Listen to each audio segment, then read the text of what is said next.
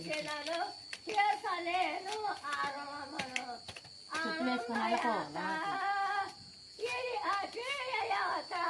యేసుతో శోధన యెరూషలేము యాత్ర రాజయో